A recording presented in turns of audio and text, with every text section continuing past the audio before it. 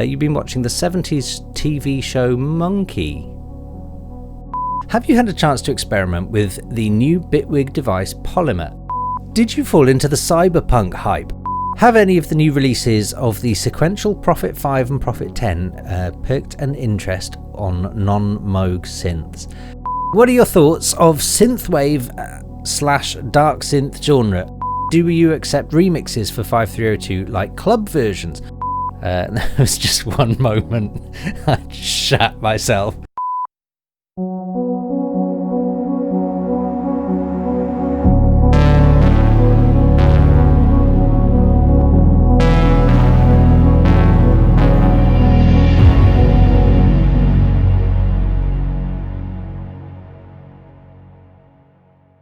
Hey guys, welcome to the Kane audio vlog. It is Friday. It's time for another Ask Me Anything. Usual rules apply, comment anything you want below this video, and I'll get back to you in next week's video.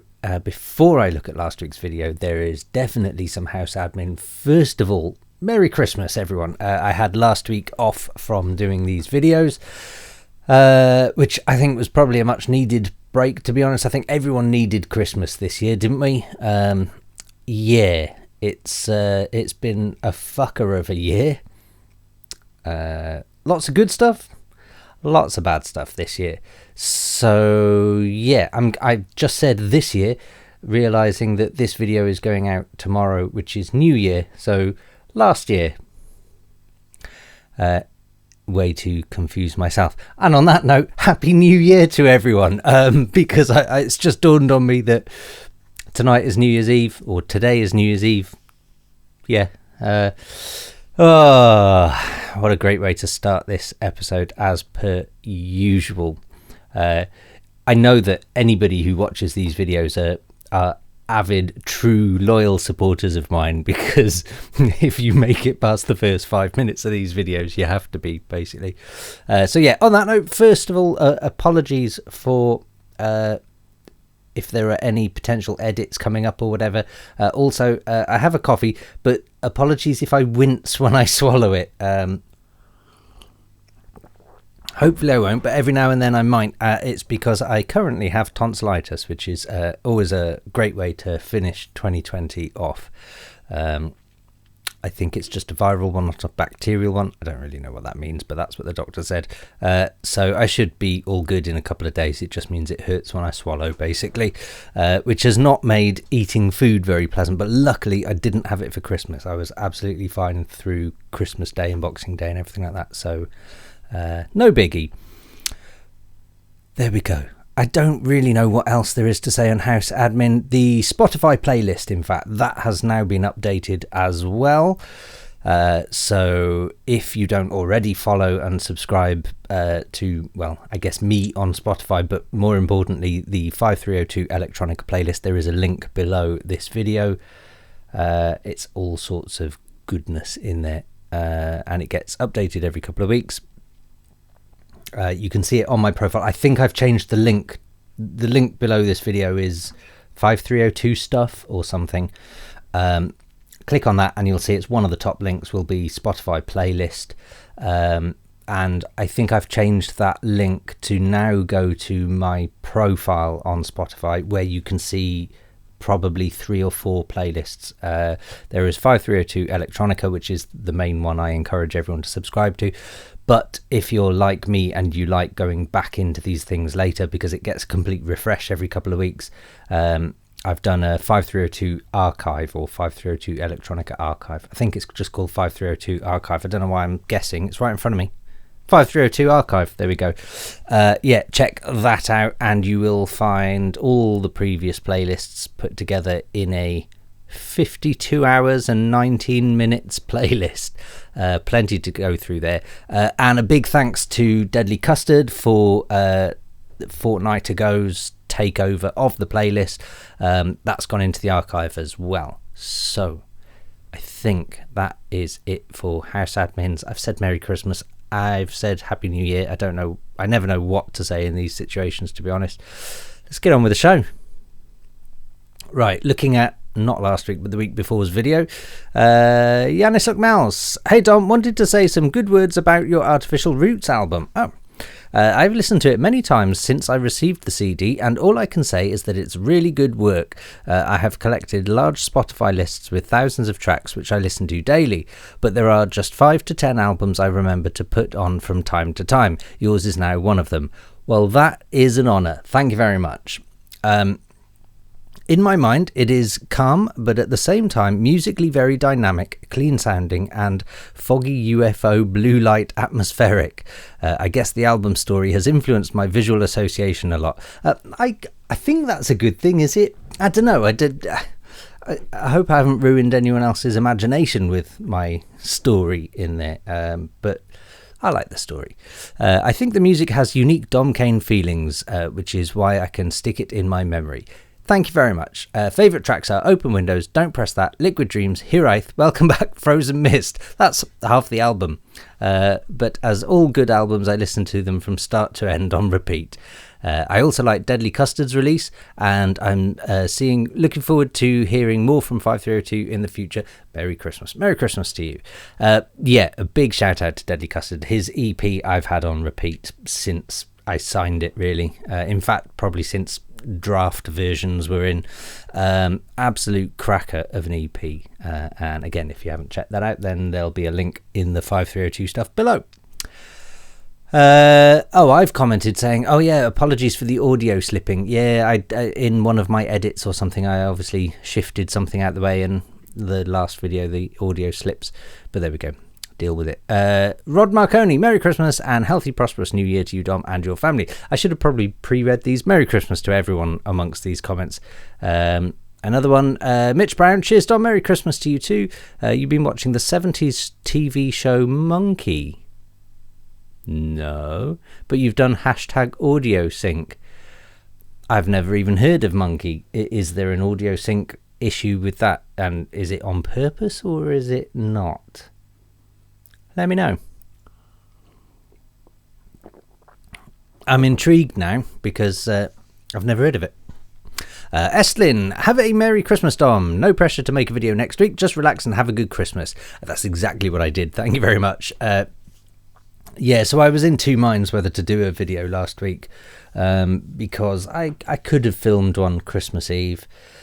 But in all honesty, I just felt like it would have just been rushed and kind of pointless, and I really didn't have that much to say. It's been, look, I think we're all aware it's been a bit of a tough year for everyone this year. And I don't think I'm really any much different to anyone else out there in that respect. Lots of things that were planned went down the shitter. And lots of things that weren't planned happened. So, there's a lot that happened. And I think it's been particularly confusing with for the UK. I'm sure it's similar in other countries as well. But from our perspective here in the UK, we've been put in this whole sort of tier system where 1 minute we can get our hair cut and then the next minute we're not allowed a haircut. And it doesn't really make much sense to give you an example. Yesterday we were in tier 3 and had been since the beginning of time. But me and my girlfriend and son went for a nice walk in the winter forest. And it's not far down the road, but that's a tier 2. And we noticed driving into there, the pubs were open.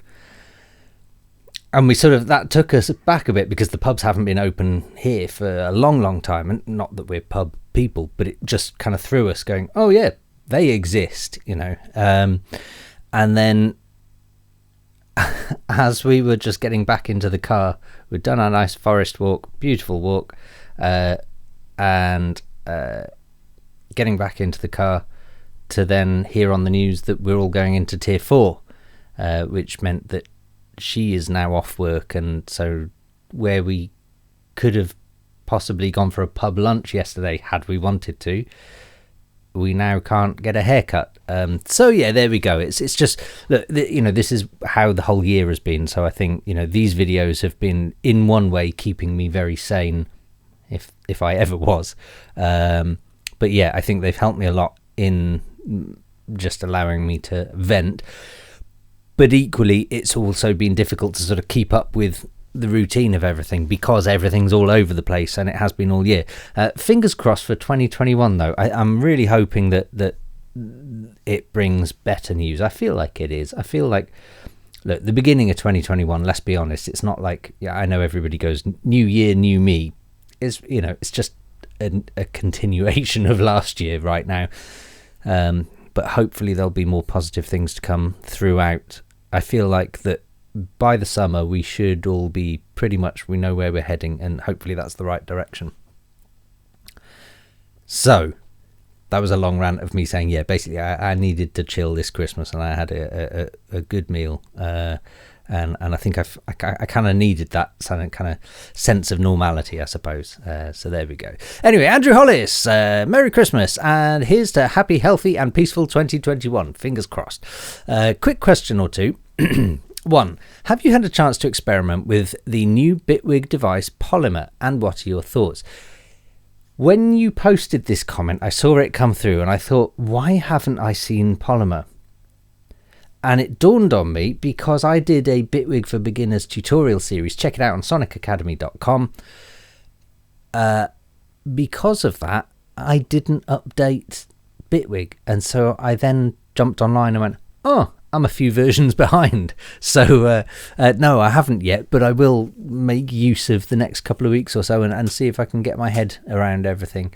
Yeah, because I love it when Bitwig bring out new devices. They're almost always awesome, and they're always like, when you first launch a Bitwig device, I find, and I think other people will agree with this, when you first launch Bitwig itself and the devices built inside, you sort of go, oh, it's a bit simple. It's a bit, it's fine. It, you know, does whatever it's supposed to do.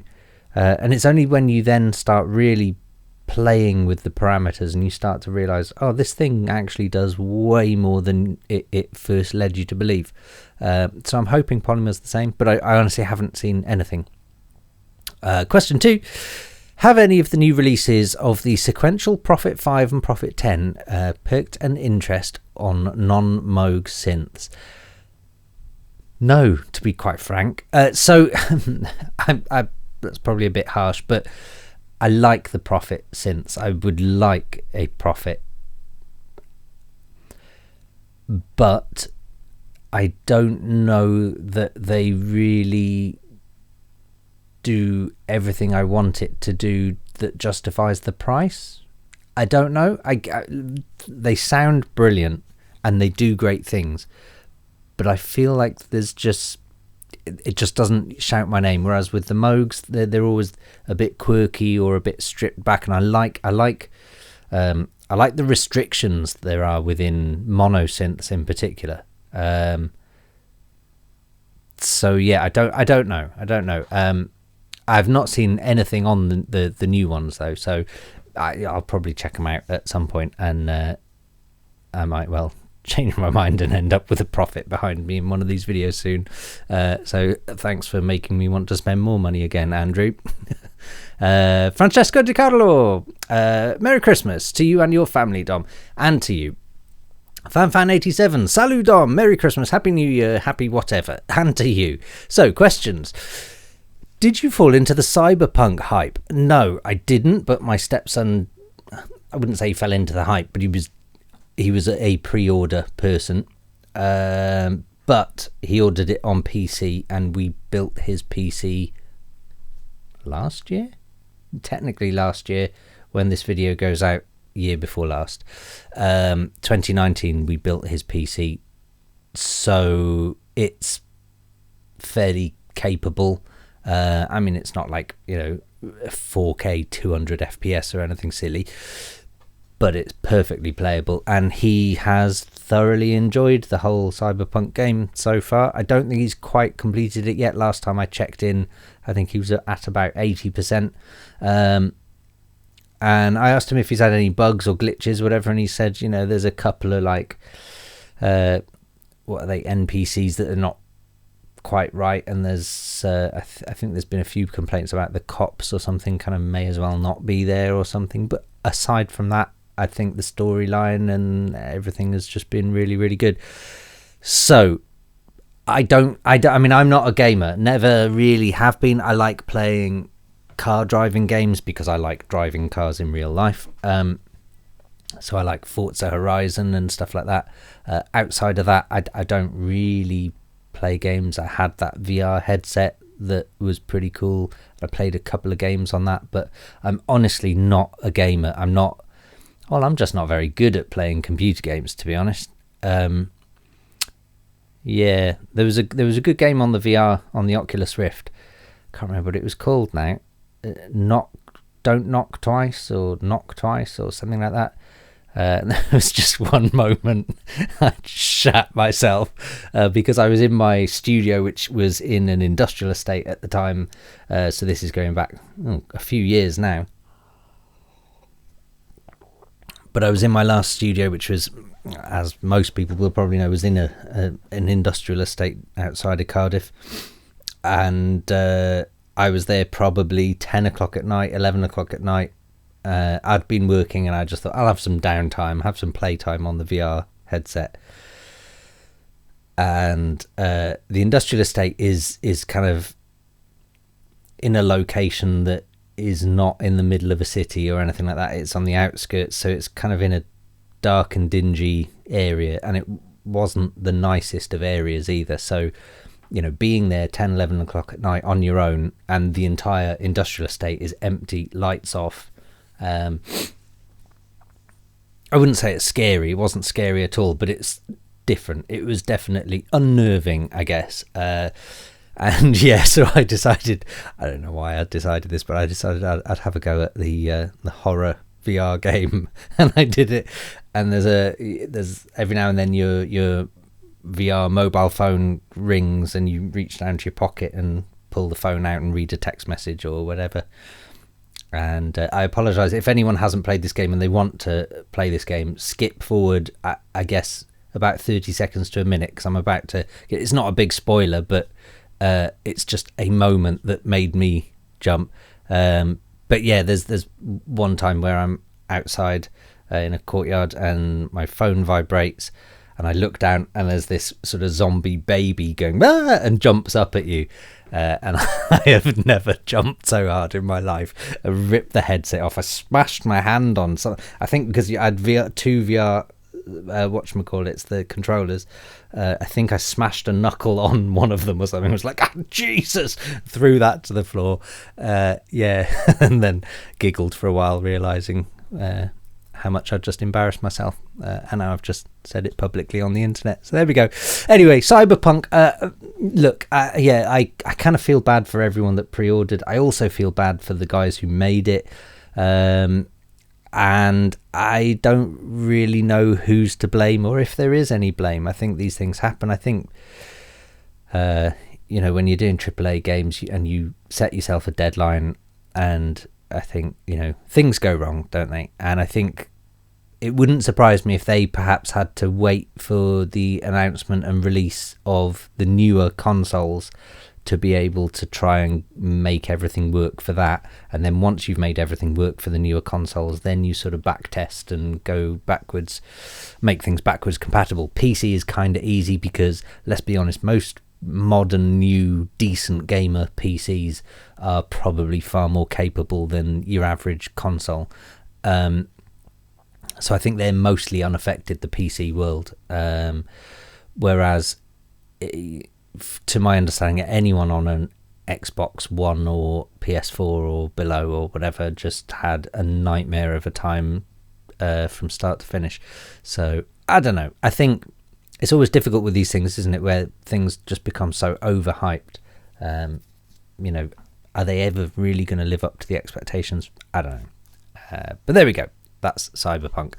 I hope it gets fixed, though. I hope that at some point very soon, everyone on the older consoles or whatever the situation is, I hope it gets resolved, and I hope it becomes a big success, because I think, again, I'm not a gamer, so I don't know, but it is one of those names that I've seen bandied around for years that people have been talking about. So it's such a long awaited thing, and it would be sad to see that frizzle out. There was another game like that. Was it No Man's Sky? I think that was one that even piqued my interest, where I saw an advert and went, oh, that looks good. And then I bought it probably a few weeks after release and just went, there's nobody on it. It's not much fun. And apparently it was a big flop, and then it was only like version 2 or whatever. It became what it should have always been, but by which time no one had really gone on the servers. So there we go. What are your thoughts of synthwave / dark synth genre? I really don't have any thoughts on them, to be honest. I like the synthwave thing. I like a lot of 80s retro stuff, and I like it when it's well polished with a modern production value. Outside of that, I wouldn't consider myself a huge fan. But yeah, there we go. And finally, do you accept remixes for 5302 like club versions? No, we don't. So part of the ethos of the label is the music is not made for DJs. Great if DJs like it. Great if DJs play it. But it's not made for DJs, certainly not nightclubs.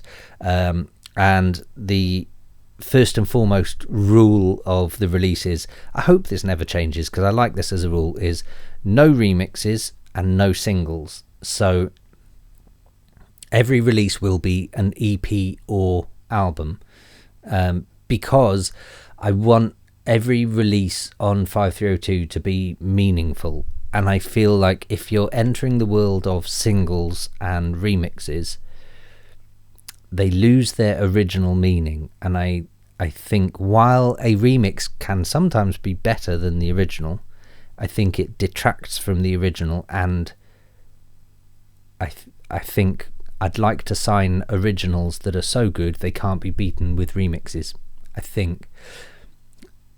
I know there's lots of caveats to that. So for example, you could have a club remix that is totally different, so it doesn't have to be better or worse, it's just different and has a different function. I get that, but at this point in time, from the inception of the label onwards to now, I've not had any interest in putting out remixes. I kind of feel like I just want every release to be what it is, and I want it to just stay like that and be preserved, because I think the release has more meaning and is more meaningful than I think. I kind of want someone to talk me out of that, but that's where I'm standing for now.